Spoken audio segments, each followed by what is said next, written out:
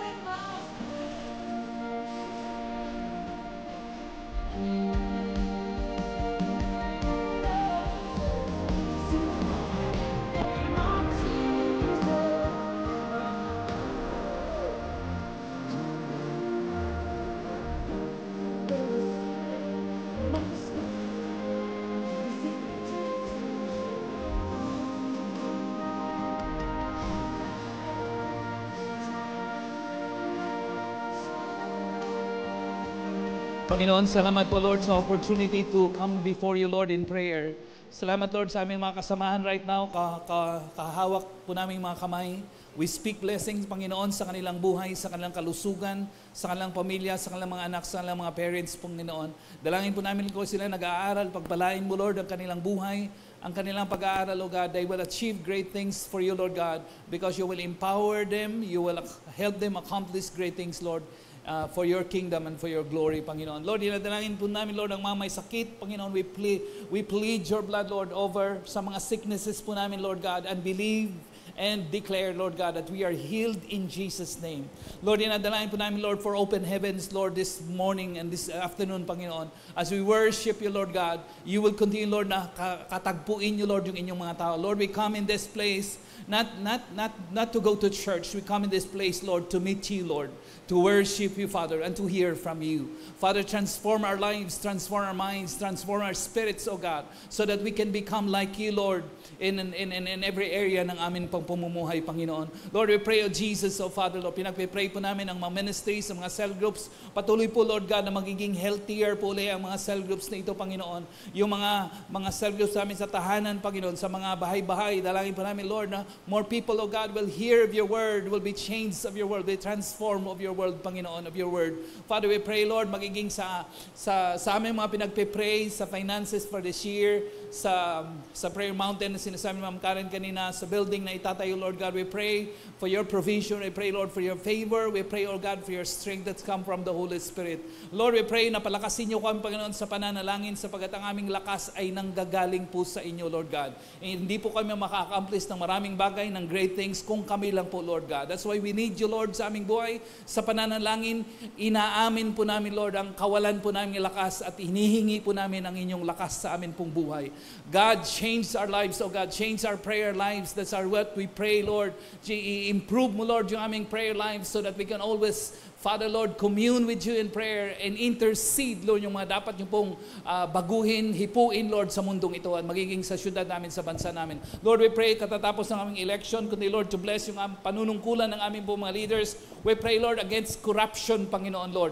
Yung mga precious resources po namin, Lord, ma-preserve so na mapunta ito sa mga importanteng projects, Panginoon, na magpapa-uplift ng buhay, Panginoon, at kabuhayan ng mga Pilipino, Panginoon. Lord, we pray, Lord, for righteous leaders to emerge and righteous leadership, Panginoon, more and more sa bawat sectors ng lipunan, sa spiritual, sa churches, sa aming city, sa aming political office, Panginoon. Lahat po ang inyong kamay, hipuin niyo po ito, Lord, yung mga areas na ito, Panginoon, at kayo po ang manunungkulan at maghari, Panginoon, sa amin pong buhay. And we pray, Lord, sa mga schools, Panginoon, patuloy niyo pong baguhin ang aming, improvein niyo, Lord, yung aming school system, Panginoon. Maglagay kayo, Lord, mga teachers at mga guro, Panginoon, na may takot sa inyo. At ang ituturo po nila, Panginoon, yung bagay na consistent, Panginoon, sa tinuturo po ng inyong salita. And Lord, we pray, God, even for our service today, have your way sa aming kalagitnaan, hover over your people and the hearts of your people. God, change us, transform us more and more in your presence, accomplish your very purpose, Panginoon, for this very hour. All for the glory and honor of your name, Panginoon. Maraming pong salamat. We honor you and we praise you. For this we pray in Jesus' name. Amen. Sige po pala natin si Lord. High five po natin ang ating katabi. Sabihin po sa Kanya, God bless ya. Sige po, maupo na po tayo.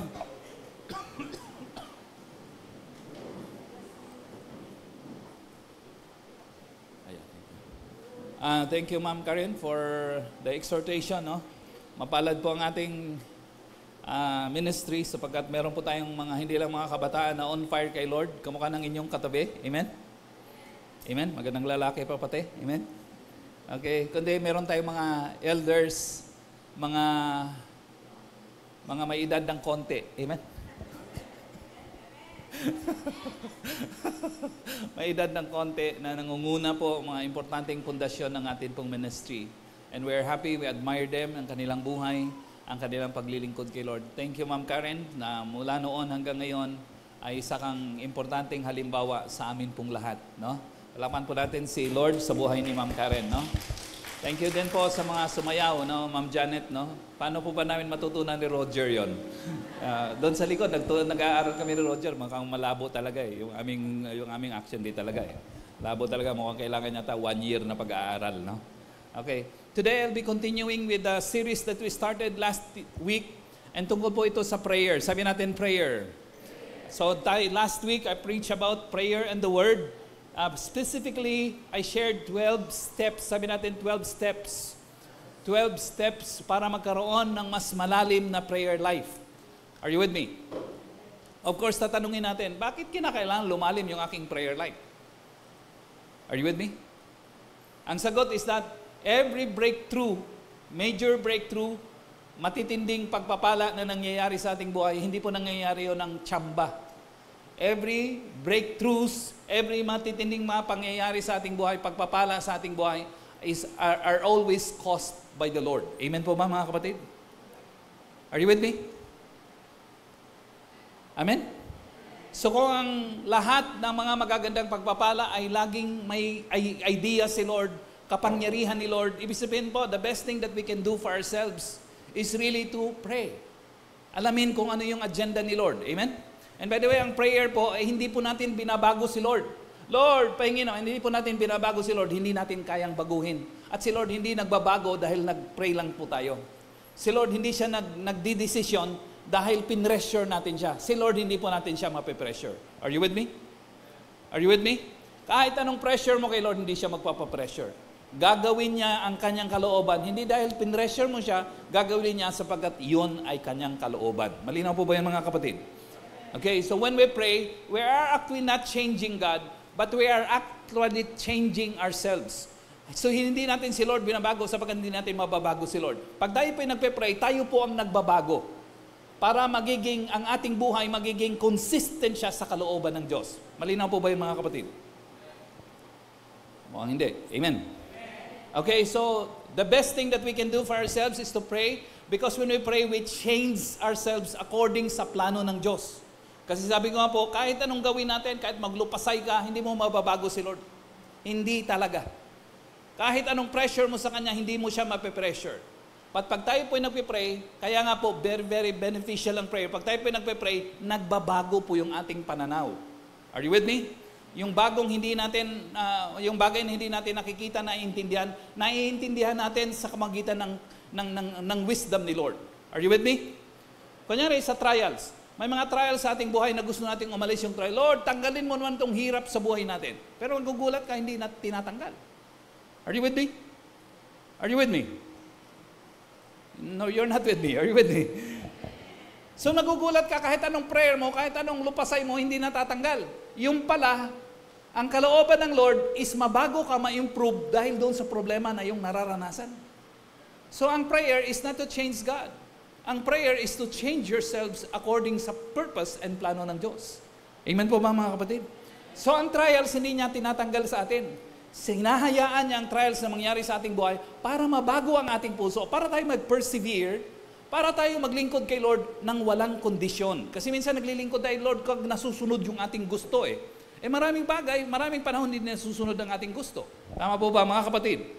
So, sa pamamagitan ng trials, God changed our hearts, God changed our lives. At ang ating will ay sumusunod sa kalooban po ng Panginoon. Okay, let me review. Number 1, last week, ang ating number 1 is praise o kaya adoration. Sabi natin, adoration. Gandahan niyo ng pronunciation, adoration. Okay, so yung praise, sabi ko nga po, ang thanksgiving, pagpapasalamat sa Diyos sa ginawa niya sa ating buhay. Yun po ang thanksgiving. Ang praise ay pasasal o kaya pagpupuri sa Diyos kung sino siya. Are you with me?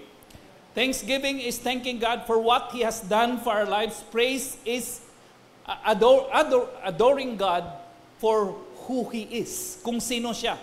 Kaya nga pag nagpe-pray po tayo, maganda pong magtatagal sa presensya ng Lord. Lord, napakabuti mong Diyos. Lord, ikaw po ay tapat. Hindi ako tapat, pero ikaw ay tapat. Ibig sabihin, pinupuri po natin ng Diyos. Kasi habang pinupuri natin si Lord, nakikinita natin ang ating mind, sumusunod doon sa karakter ng Lord. Are you with me?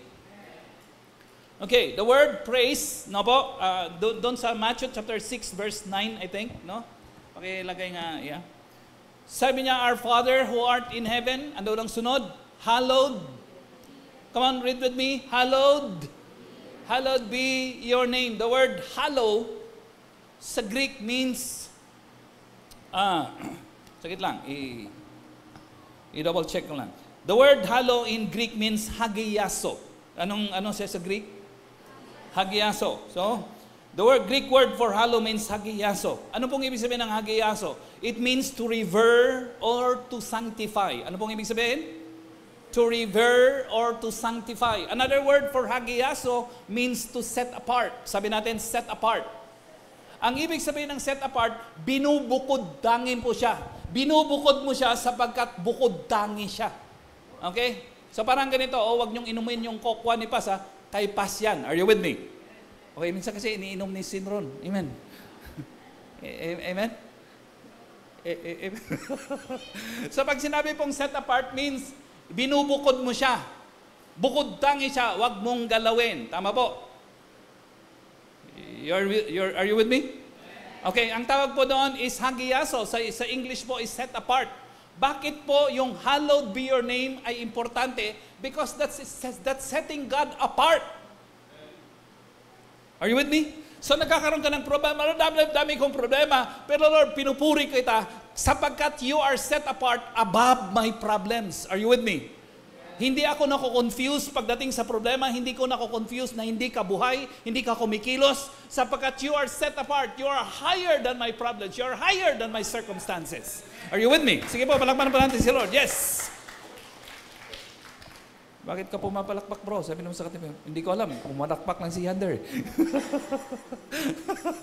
Sinasabahan ko lang siya kasi kawawa na siya mag-isa. Tama po ba mga kapatid? Ang hagiaso means set apart. Sabi natin set apart.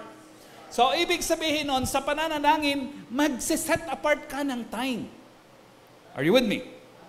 Alam niyo po, pag hindi ka nag-set apart ng time sa pananalangin, laging nakakain yan. Nagwawalis ka. Are you with me?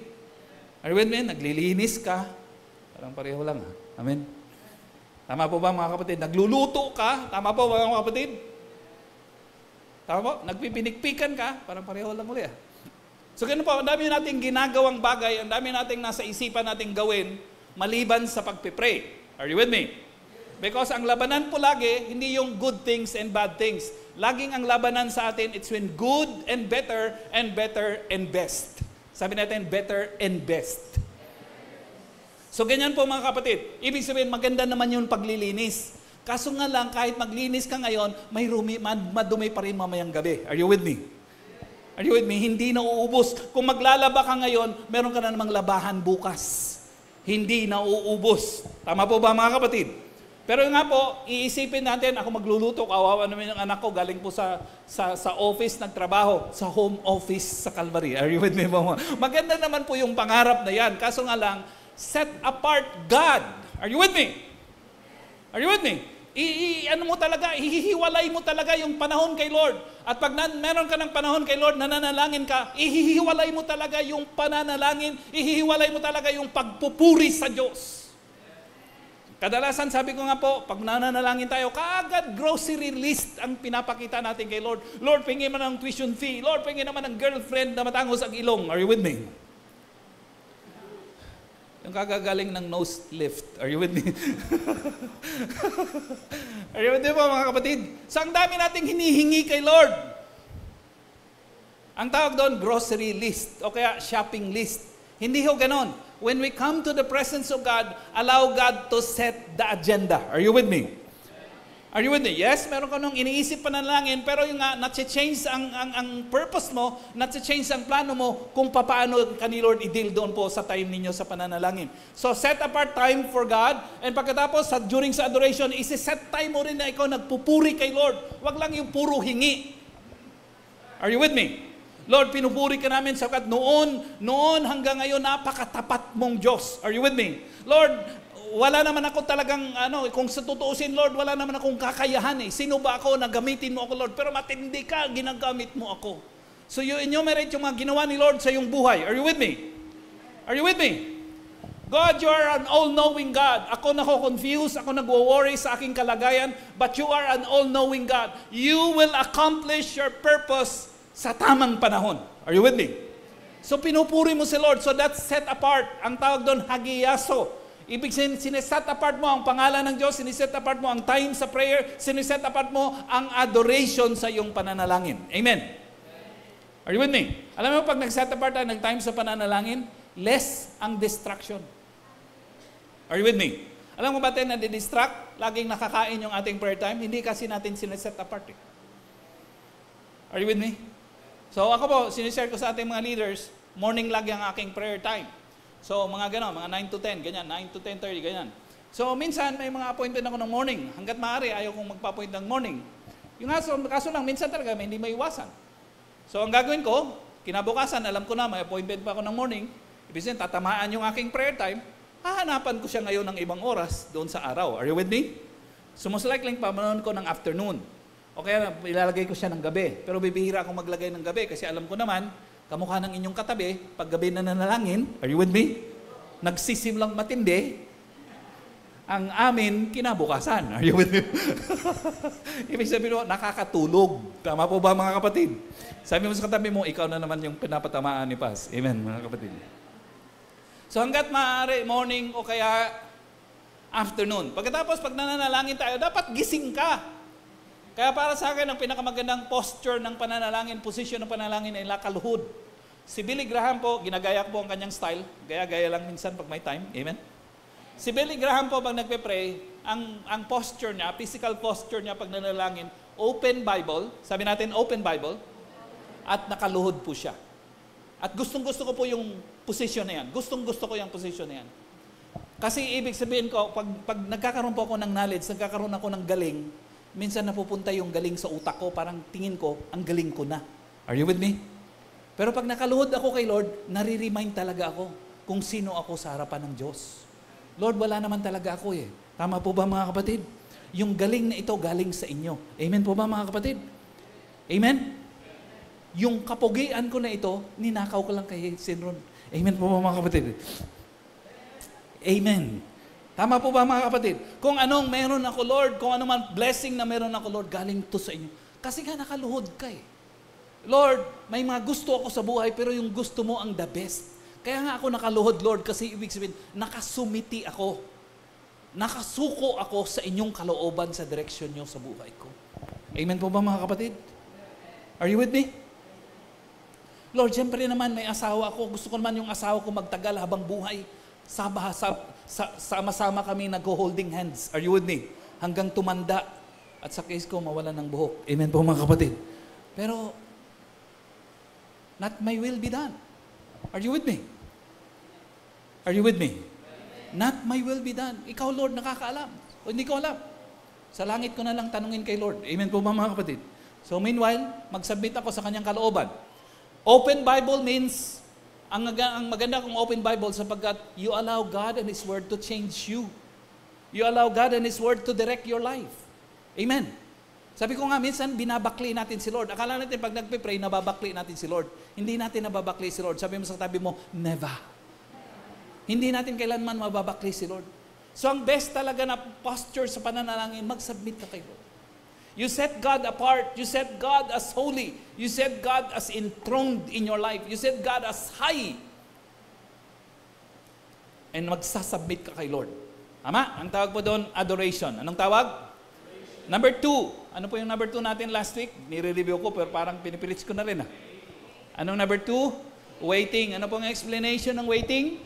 The act of self-surrender, no? Sabi ni Jesus, Lord, sana hindi na matuloy yung aking crucifixion doon sa cross of Calvary kasi alam kong mahirap, alam kong masakit. But not my will be done, your will be done. Ang tawag doon, surrender. Sabi mo sa tabi mo, surrender.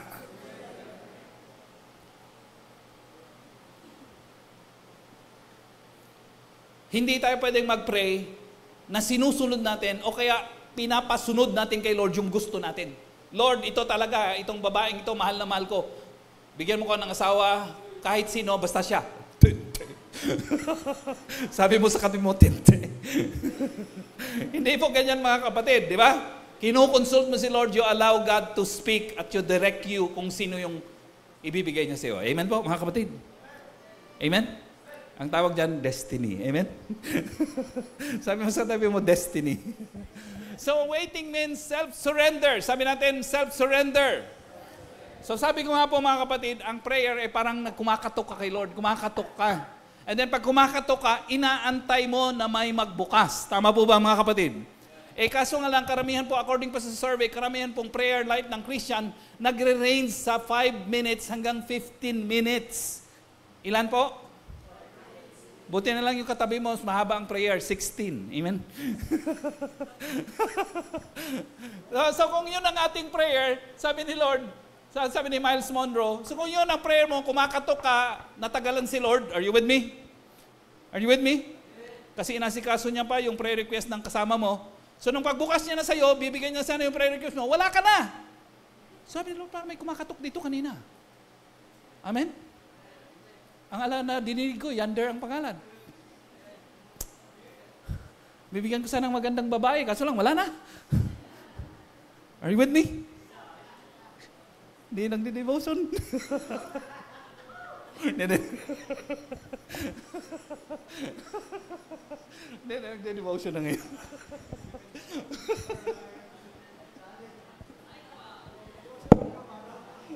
Ron, tuwang-tuwa ka kasi hindi lang ikaw. Si Sinron, tuwang-tuwa pag ibang illustration ko eh. Kasi nakaligtas siya eh. Balik tayo kay Sinron. Okay, so katok tayo ng katok, babaling si Lord, bubuksan niya ang pintuan ng pinto sa ating request, wala na tayo. Eh kasi nga, akala natin ang prayer, makapagsalita ka na ng words, okay na. Hindi po ganyan ang prayer. Ang prayer, nagsasabi ka, communication with God. Sabi natin, communication. Prayer is communication. Maganda pong isang definition ng prayer, basic definition ng prayer is communication with God. When you communicate, two-way lagi yan. Sabi natin, two-way. So first, God speaks to us through His Word. Nagsasalita si Lord sa mamagitan ng kanyang Bible. And then, habang nagsasalita, that's why we take time to listen to God. Thank you, bro. Ang bait pala ni Yander. Grabe, no? Kung alam ko lang, bro, na mabait si Yander, hindi na siyang illustration ko eh. Balik tayo kay Sinron. Nag-devotion.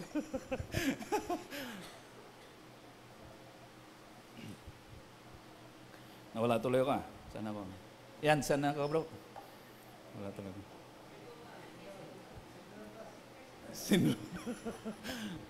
Hindi. Totoo, nawala talaga ako eh. Ano na? Okay. Definition ng prayer. Communication with God. So, si Lord nagsasalita sa atin sa magitan ng kanyang word. That's why we need to take time to listen to God. Pag binabasa lang natin ang letra, ang tawag doon logos. Sabi natin logos. Ibig sabihin parang kang nagbabasa ng newspaper. Di ba? Si Mayor Vico Soto ay nanalo sa Dagupan. Hindi, sa Pasig. Tama? Parang newspaper lang, nagbabasa ka lang. Logos ang tawag doon. Pero dapat hindi ganyan. Dapat, yun, binabasa natin ang letra at hinahayaan natin ang letra to speak to us. Are you with me? Ang tawag doon, rema. Nagtatagal ka sa presensya ng Lord, nagtatagal ka sa Word of God. And by the way, pwede yung pagsabahin yung prayer at kumakanta. Pwede yung ganon. In fact, advantage yun ng mga kumakanta. No? Pwede sila nagpe-pray at the same time nag-worship. Pwede yung pagsabayin yan. Are you with me? Are you with me? Okay. So another thing is that pwedeng pagsabayin ang prayer at saka yung pagbabasa ng Bible. Amen? Kaya magandang open Bible nga po so that you can always check yung promise ni Lord. But the Lord speaks to us through His Word. Thank you. And then we hear from God and then we respond back to God. According doon sa kanyang promise. Lord, sabi nga, pinangako mo ito sa akin. And I like yung word ni Pastor Ratini, no? Sabi niya, pag may nangyayari sa kanyang buhay na ayaw niyang tanggapin sapagkat alam niyang hindi yun ang plano ng Lord sa kanyang buhay, hindi niya tinatanggap. Sabi niya, Lord, this is not my portion. Anong sabi niya? This is not my portion. Tama, kung may sakit siya, hindi na tinatanggap yung sakit. Sabi niya, Lord, pinagaling mo na ako. Binayaran mo na yung aking kagalingan. Are you with me? Gagamitin mo pa yung aking buhay, kaya hindi ko tinatanggap ang sakit na ito. This is not my portion. Pag may problema sa kanilang buhay na hindi nalulutas, sabi niya, this is not my portion.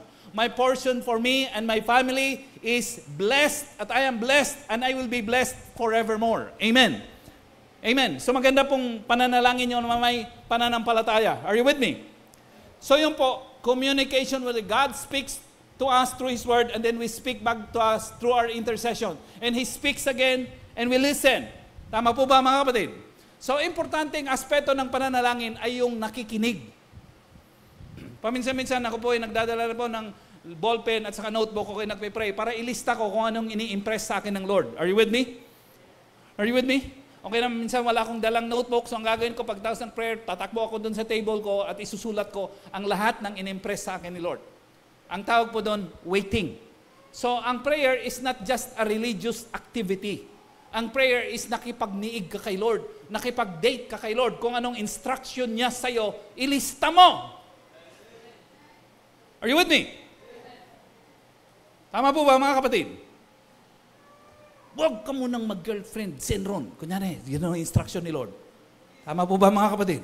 Lord, gusto ko sanang magka-girlfriend, but not my will be done. Hindi. Your will be done. Amen? Number 3 na po tayo, no? Number 3, ano po ang number 3 natin? Confession. And maraming beses ko na po itong na-emphasize. Pag meron pong kasalanan tayo sa ating buhay, hindi po nag-a-answer si Lord sa ating buhay. Naranasan nyo po ito, sigurado po ako naranasan nyo ito kasi maraming beses ko itong naranasan. Maraming beses nagpipray po ako, ang aking prayer, pakiramdam ko hanggang bubong lang. Sabi mo sa tabi mo, bubong.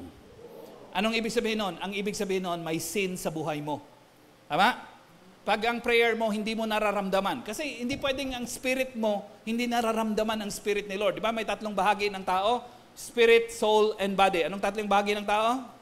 Spirit, soul, and body. So Lord is a spirit, so He mainly communicates with our spirit. So because God communicates mainly with the spirit, nararamdaman po natin yan. Nadidiscern natin yan. Are you with me? Kung namumuhay ka kay Lord, nararamdaman mo yan, hindi pwedeng hindi. Are you with me? Are you with me? Pag namumuhay ka kay Lord, pag walang kasalanan sa aming buhay, hindi pwedeng hindi mo manaramdaman si Lord. Hindi talaga pwede. So pag hindi natin nararamdaman si Lord, ibig sabihin na may hadlang sa ating buhay. At kadalasan, sin po yun. May mga panahon na hindi po talaga natin aware sa ating kasalanan.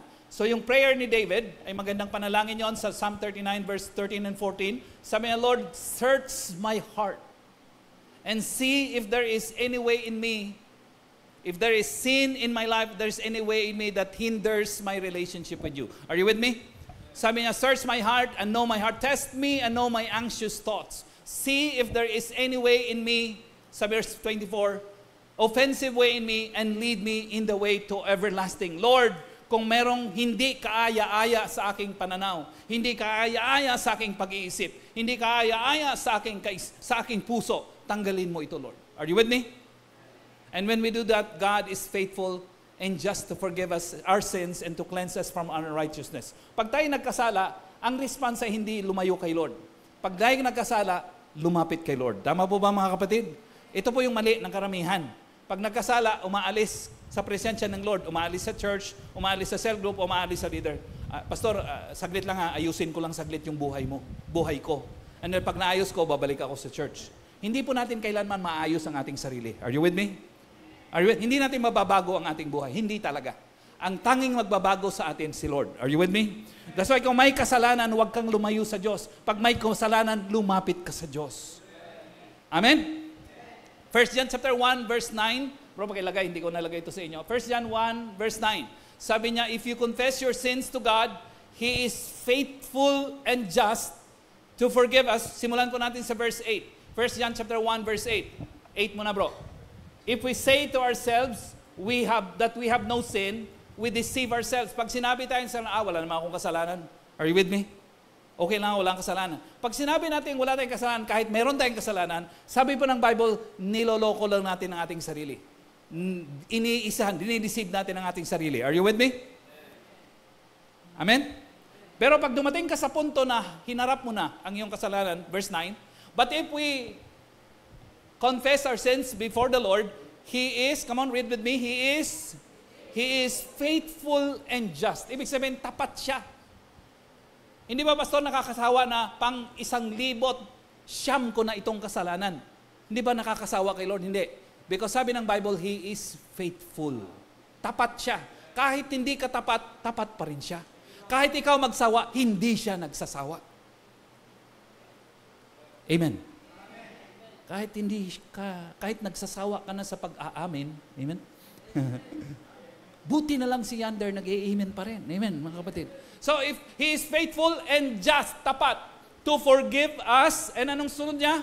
And to purify us. So pag may kasalanan tayo, the best thing that we can do for ourselves ay lumapit ka kay Lord at mag-confess. Kasi pag nag-confess ka, tatanggalin ni Lord ang iyong kasalanan at lilinisin ka. At dahil nalinis ang iyong kasalanan, before God, you are righteous again. When you pray to God because you're righteous again, because He has forgiven your sins, your prayers are heard. Amen. Sige po, palaman natin si Lord. James chapter 5 verse 16. Bro, pakilagay nga please. James chapter 5 verse 16. Sabi niya, therefore confess your sins once to another and pray for other that you will be healed. Sabi niya, isabihin niyo ang kasalanan niyo sa bawat isa. Kung may leader ka, sabihin mo sa kanya. Tama po ba mga kapatid? At then, sabi niya, pag-pray niyo ang bawat isa para ma-heal po tayo. And then, sabi niya, pag napatawad ng iyong kasalanan, na-heal ka na, ikaw na ay righteous sa harapan ng Diyos.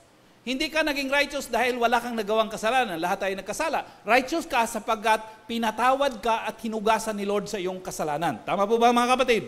At so dahil napatawad ka na at nahugasan ka na sa iyong kasalanan, pag ikaw ay nananalangin, effective na ang iyong pananalangin. Kasi wala nang hindrance kay Lord at saka sa iyong mga panalangin. Are you following? Amen? Amen. Grabe naman kayo, tindi ko na. Inag-isip ako mag-i-amen. Amen. Parang bang, sige na nga, mimilit ka, pastor. Amen? Ako po ay teacher and at the same time communicator. Sa ganito po, importante pong nagre-respond tayo. Sabi natin, response. Kasi po, kahit mabilis pa ako magsalita, ang inyong utak, times 3 siyang nagpo-process sa aking sinasabi. So, ibig sabihin, kahit mabilis pa ako nagsalita, times 3 ko yung nagpo-process yung utak. So, ibig sabihin talaga, mabobore ka pa rin. Tama? Tama po? But when you respond, kunyari, amen, amen. Pag nagre-respond ka ng ganyan, ibig sabihin, napipersa mo ang sarili na mo makinig doon sa sinasabi. Kasi mabilis mong gumiling yung utak natin. So, ibig sabihin po, hindi ko kayo ginagawang uto-uto. Kung bakit ko kayo pinapa-amen, so that you can focus on what the Lord is saying to you. Are you with me? Say amen. Okay? So mag-i-amen na talaga kayo. Hindi yung mamayang 3 minutes, wala na uli. Say amen. Okay, very good. So the prayer of the righteous man is powerful and effective kasi wala nang hadlang. Number 4. Ngayon na ito na yung ngayong lesson. Grabe oh. Naubos ko na yun. Dapat 12 steps po ito pero baka abutin yata ako ng 3 buwan. Di bali na mga kapatid. Amen? Di bali na mga kapatid, bastang malaga, lumalago yung ating prayer life. Tama po ba mga kapatid? Okay. So number 4, scriptural prayer, kaya scripture praying. The act of faith, ano ka mo? Come on with me. The act of faith appropriation. Pag nananalangin po tayo, sabi ko nga, hindi lang tayo nagpapaskita kay Lord ng ating grocery list, ng ating shopping list. Ina-adore natin si Lord, pinapasalamatan natin si Lord, nagsasubmit tayo kay Lord, nag-wait tayo kay Lord. And another thing, aspect ng pananalangin is that nagsasalita tayo with faith. Kaya attractive sa akin po yung pananalangin na naka-open yung Bible, open heavens, because sa prayer, dapat kino-quote mo din yung pangako ng Lord sa atin. Are you with me? So hindi mo lang pinagpipray, Lord, gusto ko sana yung damit na kulay blue. Ay, hindi. Ang gusto mo dapat, yung mga pinangako ni Lord. Tama po ba mga kapatid?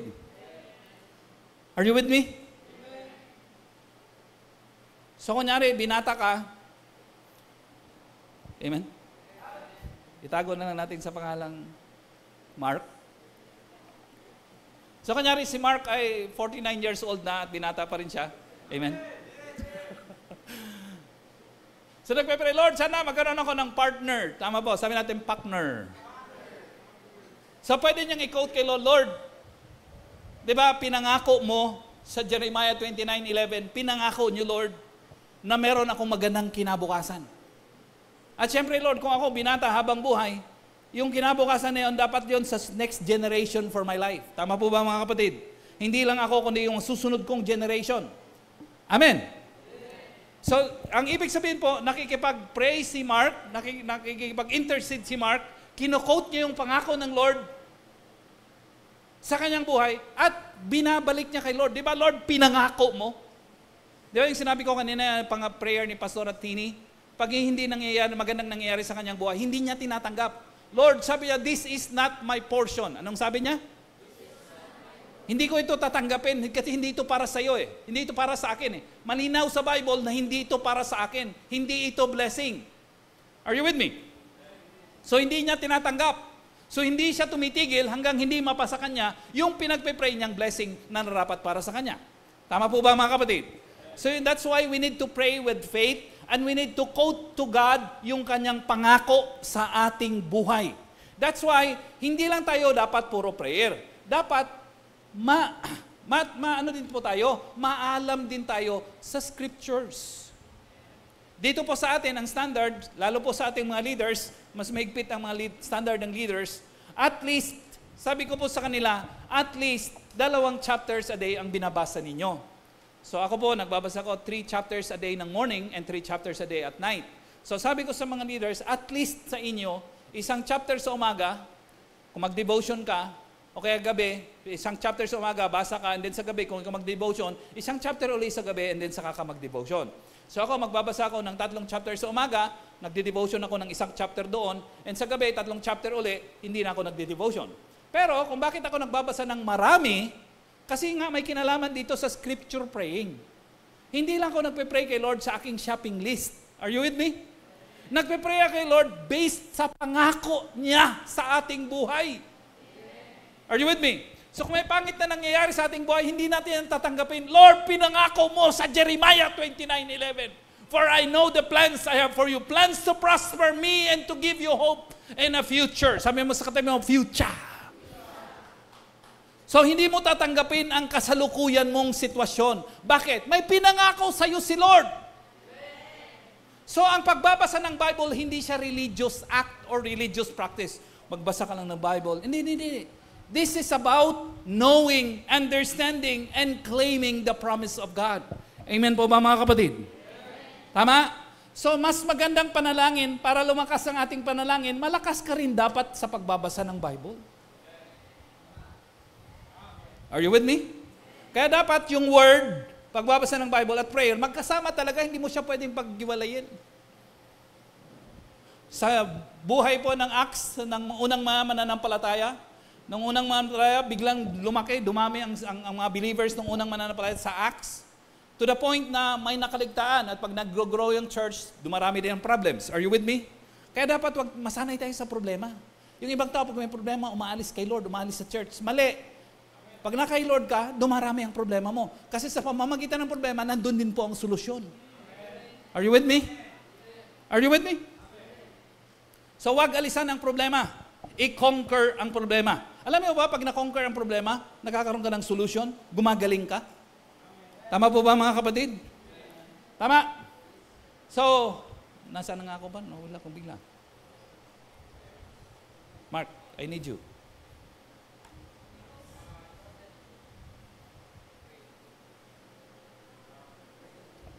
Yan ang nahihirap pag nakikita ko si Hunter, ya. Scripture, faith. So, ibig sabihin, nagbabasa ka ng Bible, bahala na. Amen?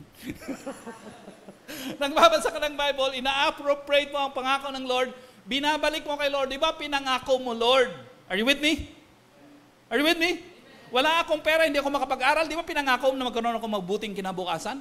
Paano ako magkaroon kinabukasan kung hindi ako makapag-aral? Dapat makapag-aral ako! Are you with me? So, hindi mo tinatanggap ang iyong sitwasyon dahil konti ang pera mo, wala kang pera, hindi mo tinatanggap. You go beyond your situation and claim the promise of God by faith. Yun po yung pagkiklaim ng scriptures pag tayo nananalangin. Are you with me? Amen? Kaya may sense na ganito. Bago ka nalangin, ang weak mo. Ang hina-hina mo. Lumuhod ka kay Lord, spend 30 minutes of your time in prayer, 1 hour of prayers in prayer. Pag tayo mo ng ganon, you are ready to conquer the world. Ganon dapat ang pakiramdam. So para titest ninyo kung kayo nakapag-pray, dapat ang pakiramdam ganyan yung sinasabi ko. Dapat ang pakiramdam mo, pagkatapos mo ng prayer, you are ready to face the world. Are you with me? Pag hindi ganon ang pakiramdam nyo, you have not prayed enough. Malinaw? Malinaw? So stay in the presence of God. Persevere sa presensya ng Lord. Kasi dapat yun yung dinidescribe sa inyo, dapat yun ang resulta.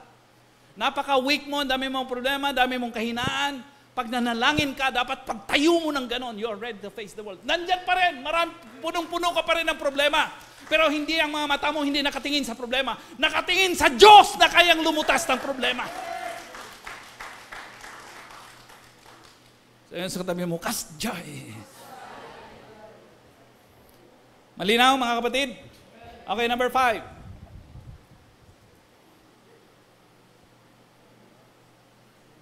Number 5 na ko, Dave.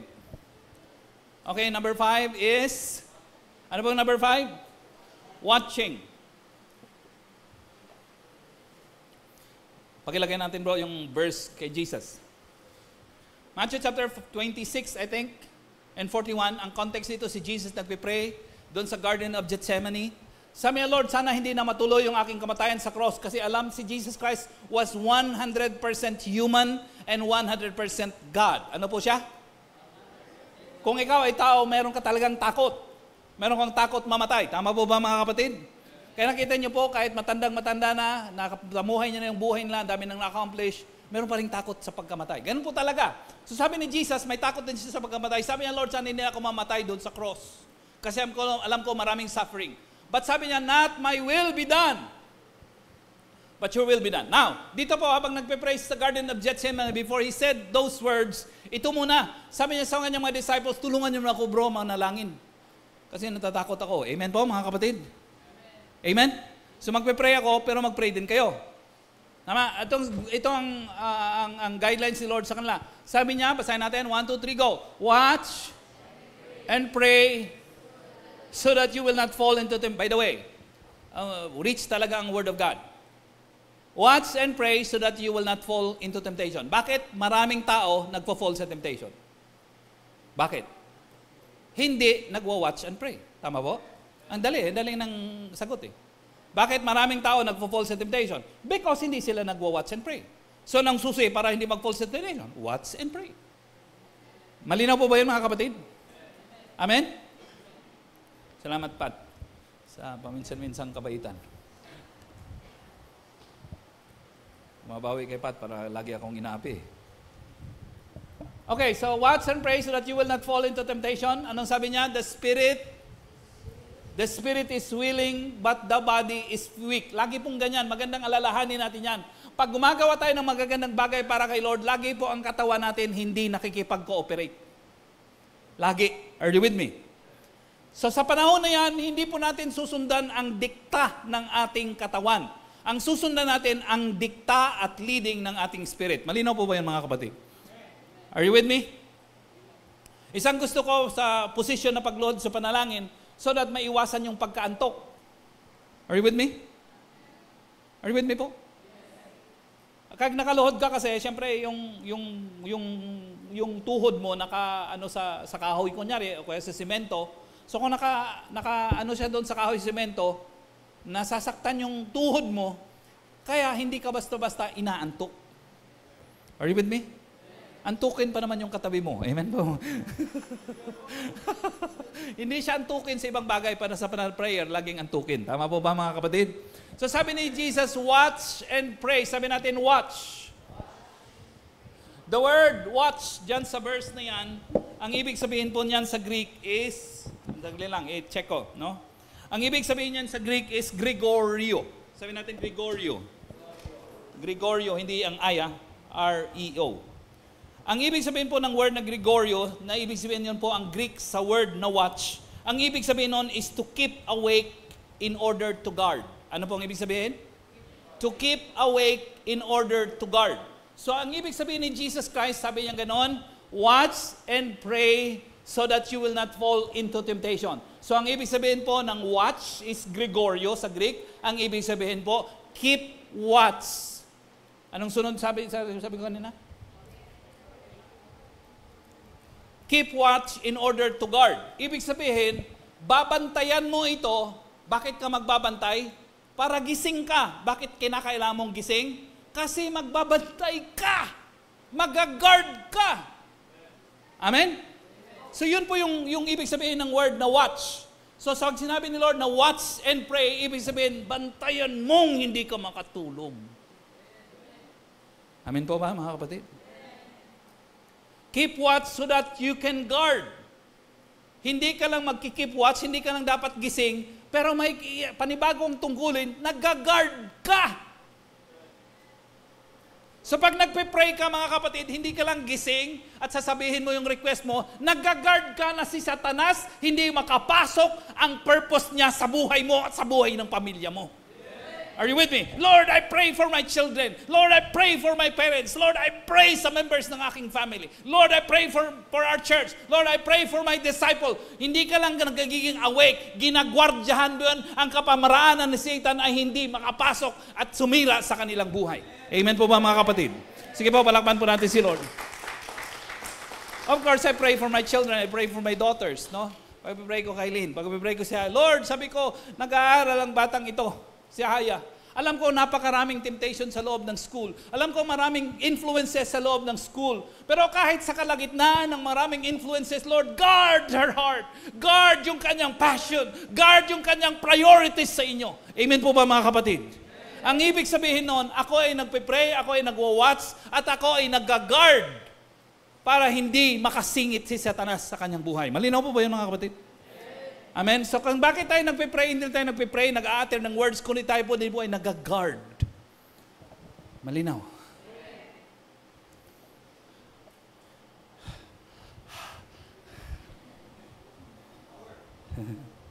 Amen? Okay, number 6 sa ngayon. Kasi dapat akong magtapos. Amen? Ano number 6?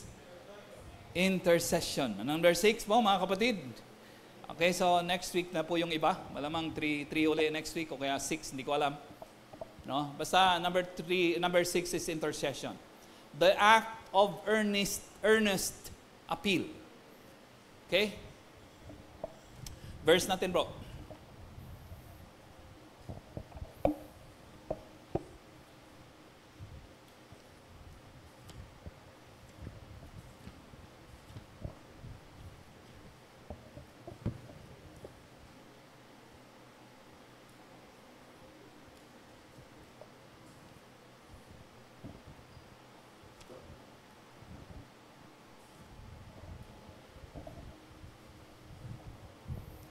Yung isa pang verse natin bro.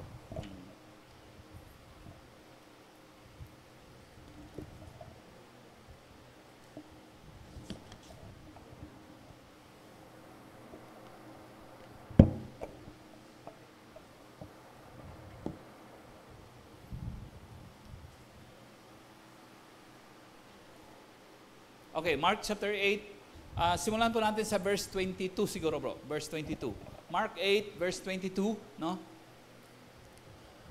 They came, pwede mong basahin natin to sabay-sabay, okay lang kayo? Para magising, amen? Okay.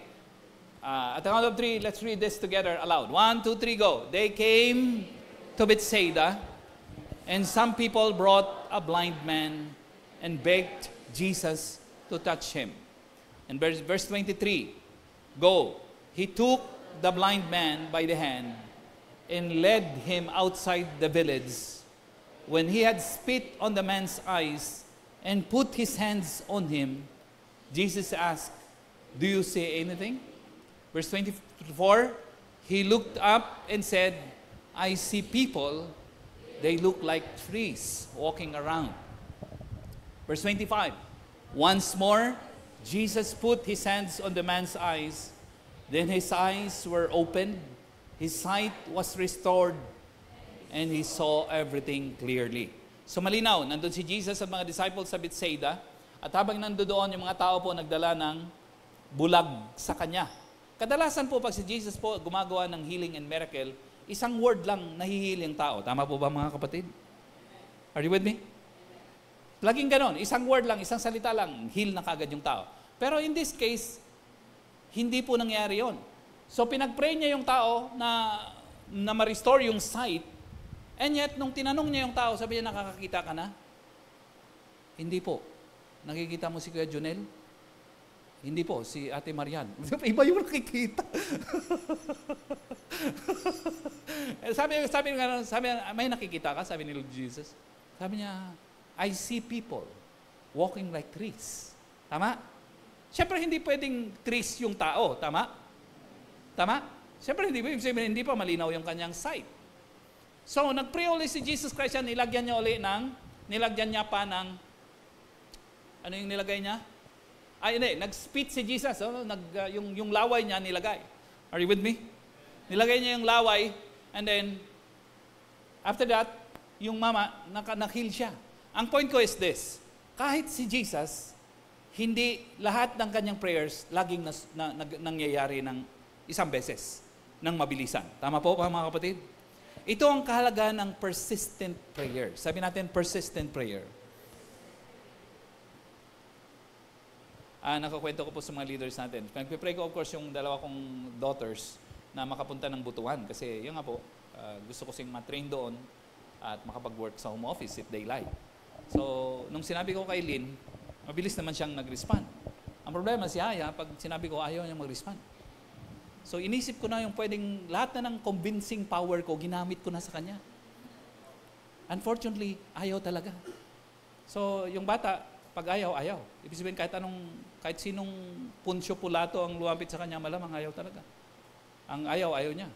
So, sinubukan ko na po yung magagandang plano. Sabi ko na, ganitong gagawin natin. Pag pumunta ka ng Butuan, hindi ka lang pupunta ng Butuan. Didiretso tayo ng Siargao. Are you? Alam mo na ang Siargao, tingnan mo sa ang ganda doon. Gusto ko talagang pumunta doon. Kaso lang, mas maganda kung makasama ka sa Butuan. Sabi niya sa akin, tinignan na ako, sabi niya, ayaw. Walang nangyari po mga kapatid sa akin pong convincing power. Ginamuhitan ko na ng Toastmasters ko. Hindi pa rin umubra. Hindi talaga. Ginamitan ko ng research, hindi pa rin umubra. Anyway, kahit hindi niya alam, araw-araw kong pinagpipray. Amen na po mga kapatid, Lord! Kaya pinagpipray ko araw-araw. One day, amen po mga kapatid. Nakita niya si Kuya Raymar galing sa home office training sa Butuan. Kinakausap, sabi, Daddy, grabe si Kuya Raymar. Bakit naman? Nakita ko doon sa production, kinakausap niya si doon tungkol sa Butuan.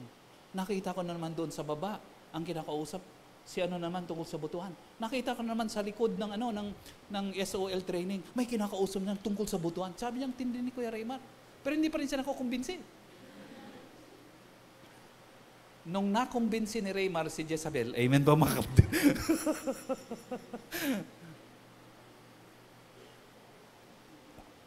Sabi niya, Daddy, gusto kong punta ng Butuan. Sabi sa akin, na-shock ako. Hindi ko lang nagpahalata eh. Gusto kong mahimatay sana. Hindi ko lang nagpahalata. Sabi ko, bakit nagbago yata isip mo?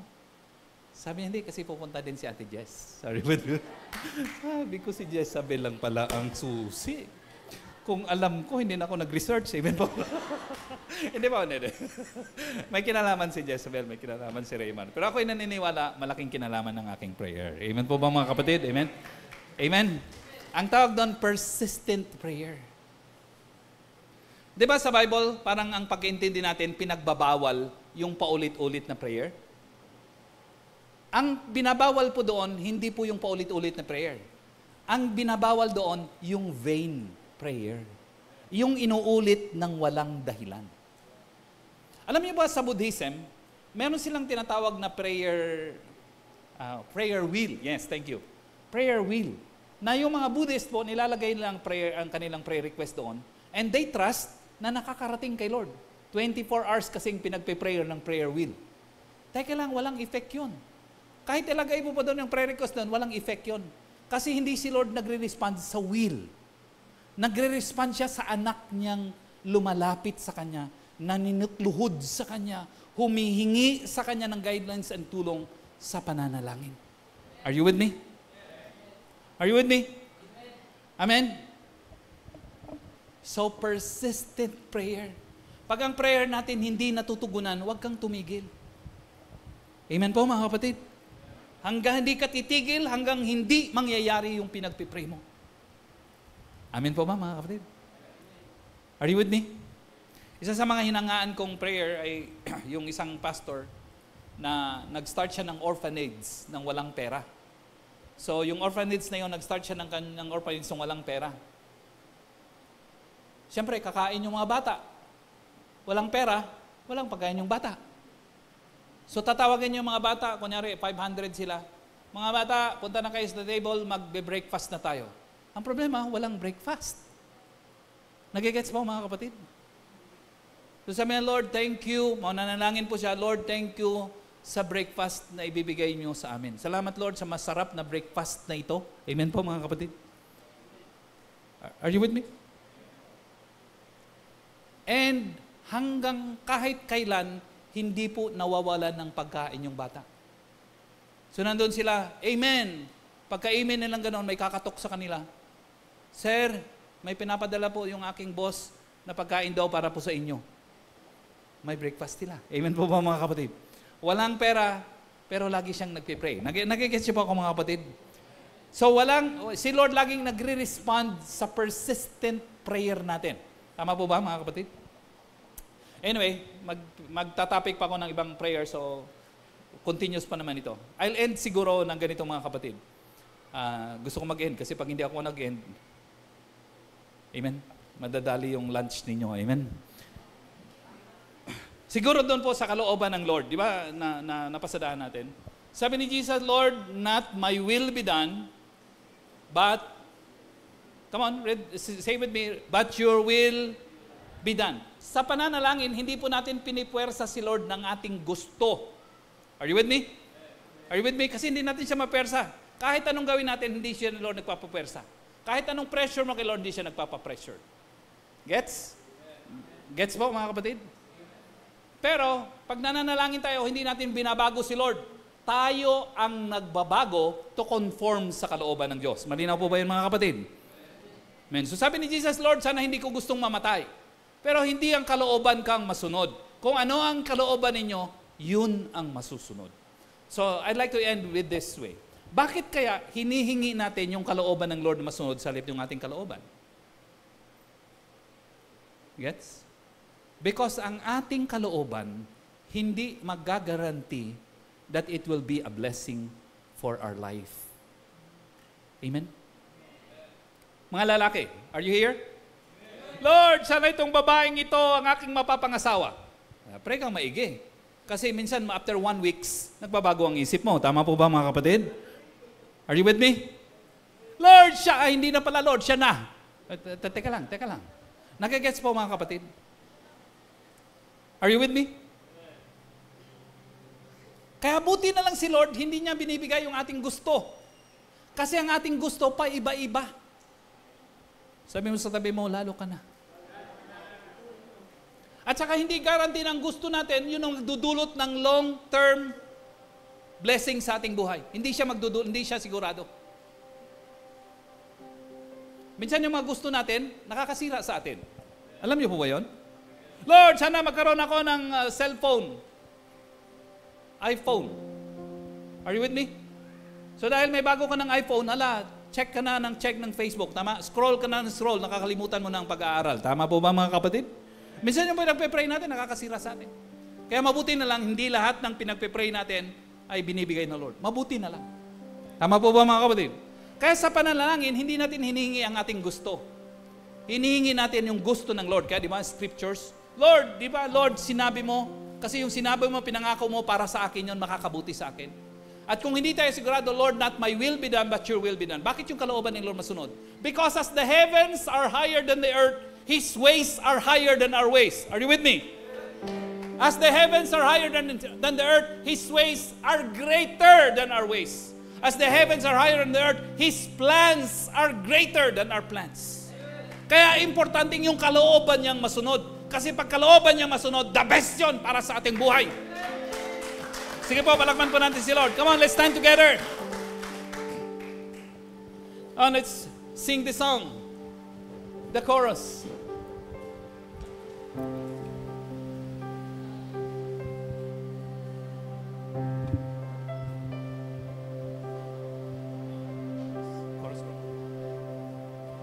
Like oil upon your feet, like wine for you to drink, like water from my heart, I pour my love on you. praise like perfume, a lavish mine on you, till every drop is gone. And I'll pour my love. Come on, sing one more time. Like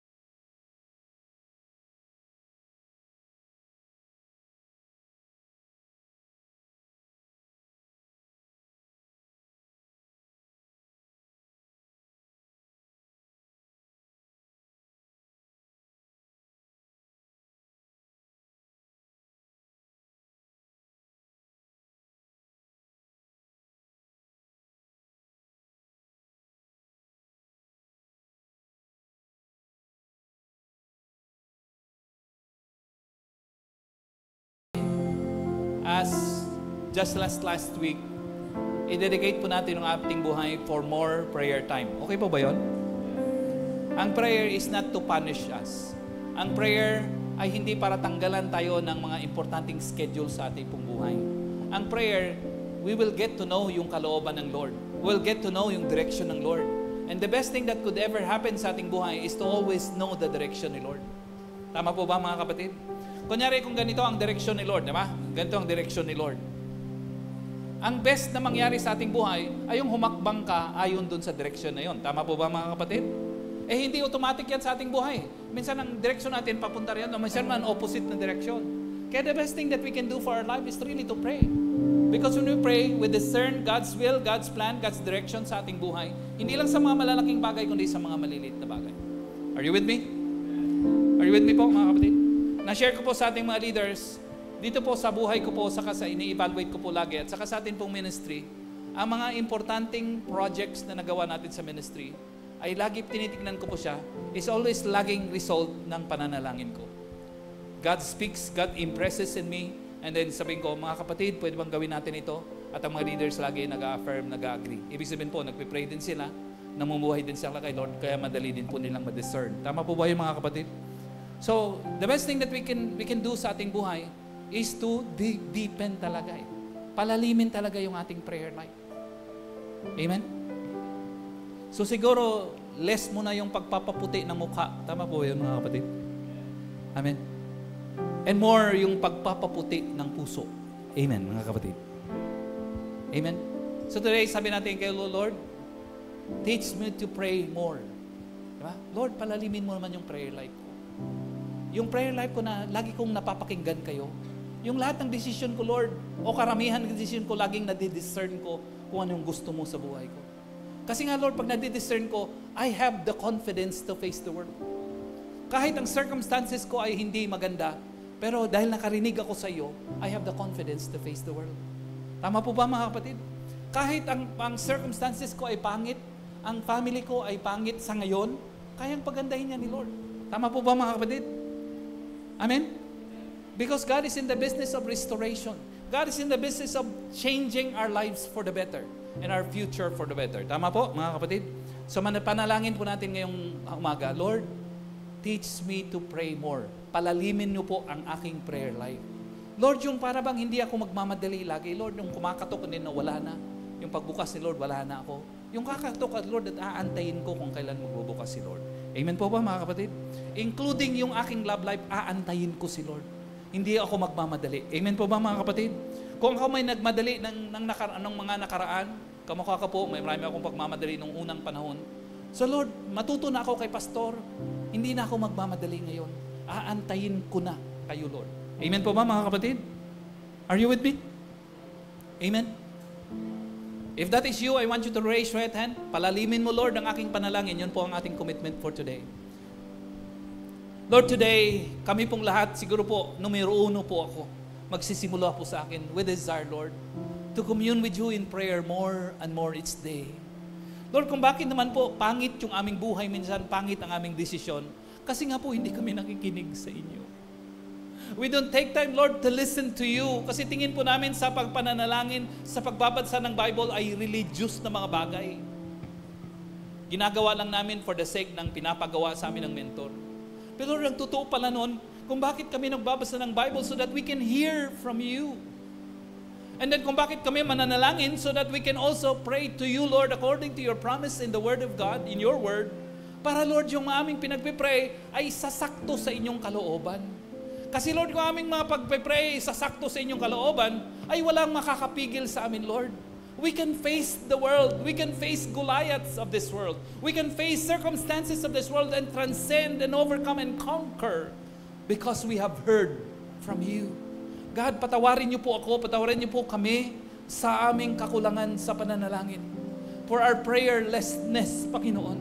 We have been busy of so many things, Panginoon, and sometimes we are busy for the kingdom what we are not busy with the King. Kaya Lord, ngayon, Lord, mangangako kami sa inyo, Panginoon, that you will increase our prayer life. You will deepen our prayer life from now on, Lord. Help us, O God, not to go out from our house without listening from you, without hearing from you. Help us, O God, not to make decisions without first consulting and listening to you, God. Help us, O God, not to make big or small decisions alike, Panginoon. Base lang sa aming intuition and base lang po sa aming common sense. Because we are led by the Spirit. And because we are led by the Spirit, our discernment are higher. Your ways are higher, your plans are higher, and your plans are the best para sa aming buhay. Lord, we will not settle for less. We will not settle for the mediocre life that this world is offering to us. We will also always settle for what is best in your sight.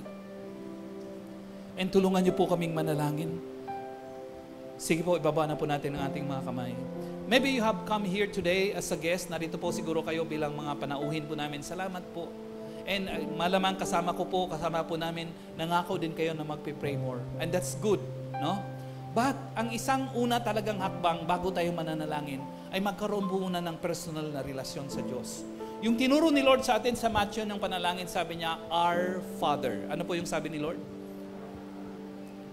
That's not for everyone, di ba? We can call God, God, di ba? Pero hindi po pwedeng mag-call ka kay God, Our Father.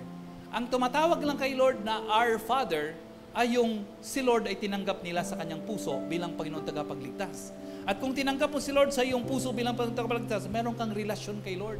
At dahil meron kang relasyon kay Lord, pwede mo siyang tawaging aming Ama, aking Ama, o kaya Our Father. So if you have not received the Lord in your life, this is not to condemn you, but this is to give you an invitation. Are you with me? Are you with me? Kung hindi pa po natin si Lord pinaghari sa ating buhay, kilala natin si Lord, pwede tayong tumawag kay Lord, pero not as a Father, but as God.